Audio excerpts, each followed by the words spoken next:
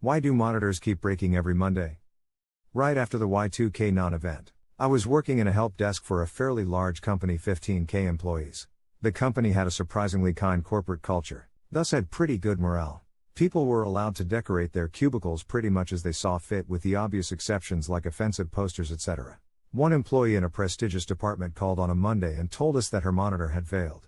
Let's call her Francesca.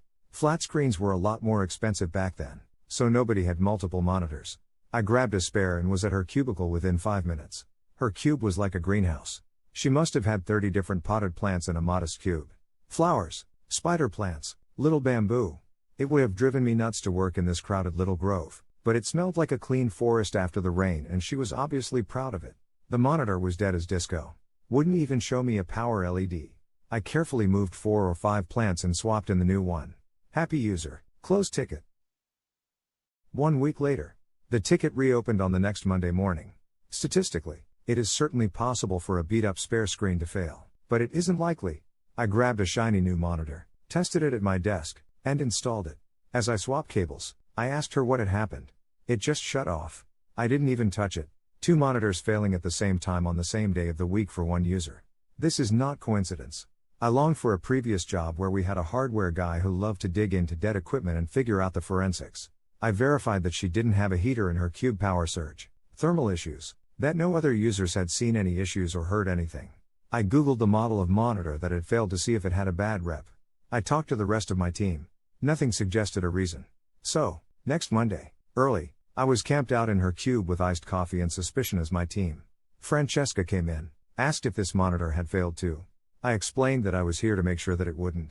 She was pleased with the level of attention on her issue. I watched her start up the PC, turn on the monitor, and head out for her own coffee.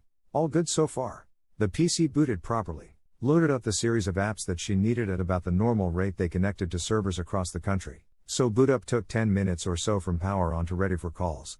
She came back with coffee and a watering can. I looked at the 3 potted plants on the shelf above her monitor and stopped her. She'd been slightly overwatering those plants once a week. I don't know why it hadn't killed the monitor before this, but she didn't use a power strip and apparently the main circuit breakers weren't sensitive enough. User educated. Problem solved. Ticket reclosed. Edit because I hit post prematurely. Went up to a user's desk where the monitor was smoking.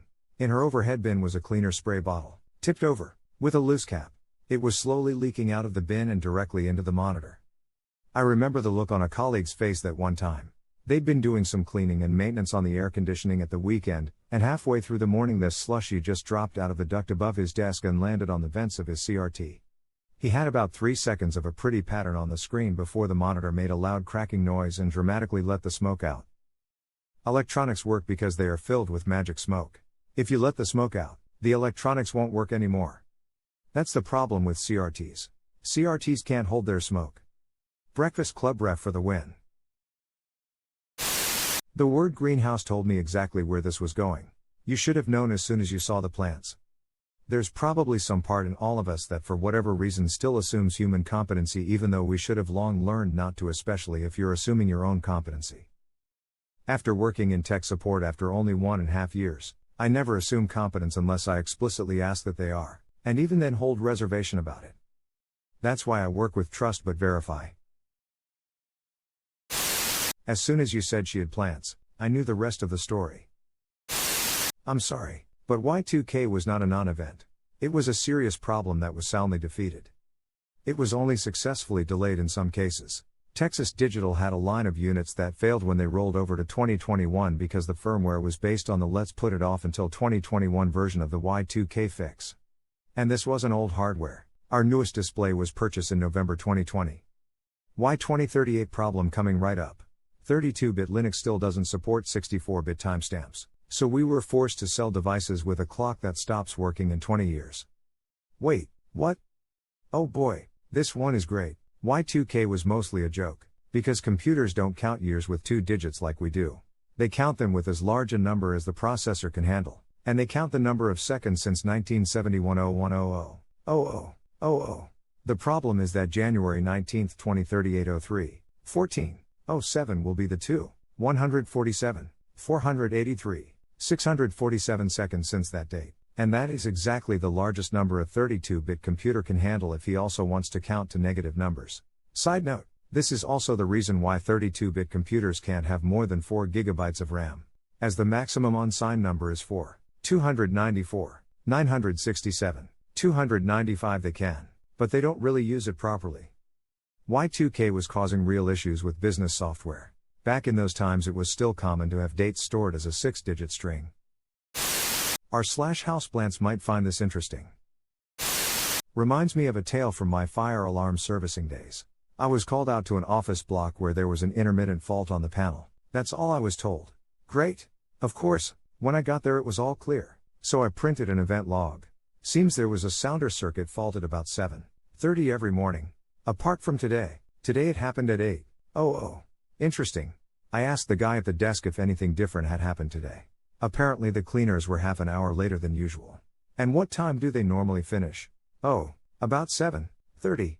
Turns out there was a leaky drain, and when they emptied their buckets, the water was hitting a sounder in the basement causing the panel to go into fault. So, nobody was being stupid, but I was kinda chuffed that I figured it out. Even more chuffed that it was someone else's problem. Reading this I figured the cleaners were unplugging something important to run their vacuums or plugging the vacuums into a sensitive system like a UPS. There have definitely been some instances of that posted on here over the years. While unlike a server, a fire alarm shouldn't rely on anything that can be unplugged, so if that were the case then it's down to a dodgy installation. Bigger systems may have many localized small PSUs, dotted around, but all wired in properly, and with their own built-in battery backups. Lives depend on it. As I am reading, I was building what of scenarios in my head. Dripping water was my first suspicion. Definitely what I suspected, after Op mentioned the flowers everywhere. Right after the Y2K non-event. Obligatory reminder that it was largely at least a non-event because a lot of us worked hard for some years before December 31st, 1999 to make sure that it would be. Sore_point. Dang. I've pounded an unopened can of Coke on my desk in anger, had it spray upward, and emptied a third into the vents of my CRT in a brown arc. Worked just fine if a bit sticky. Why some people have luck with stuff working and others have the opposite. For an example of what I mean, my sister's DS broke but looked perfectly fine, no damage, but mine had the top screen literally hanging by some wires, but it still works fine today. I was expecting some curious spider plants to be exploring the vents over the weekend or something. That would have been a sight to see. Or maybe a snack having his lifetime. You mean having the time of his life? I wanted to continue the sentence later and cause havoc, but this works too. My original idea was having his lifetime house destroyed and rebuilt again. Saw this coming as soon as you mentioned plants. I admit, I was expecting a mist or sprayer, but I knew it was something to do with watering the bloody plants. Back in the early and mid-80s it was common to find hanging plants over PCs, monitors and printers. Not going to lie.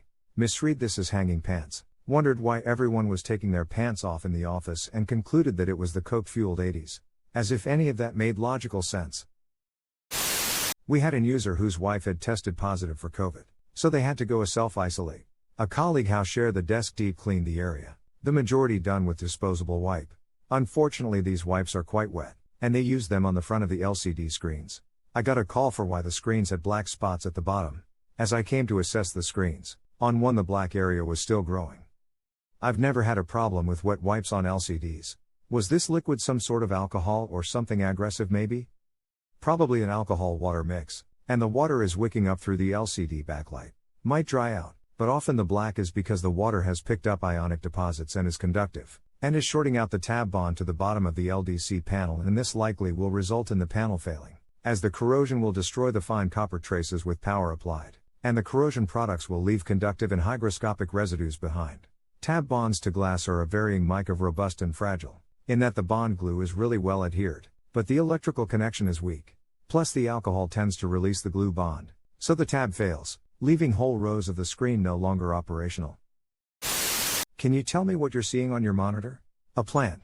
Old IT joke finally relevant. This is why plants don't belong at your desk. Plants without watering trays don't belong at your desk. And they should be watering from below, filling the tray/saucer half, 2/3 RDS with water and letting the plant absorb. Or just get some water stakes with wicks. Really? I always water from the top till it starts to drip out the bottom into the tray. I think it might depend on the plant and soil used. This is fine as long as you're not in the habit of overwatering.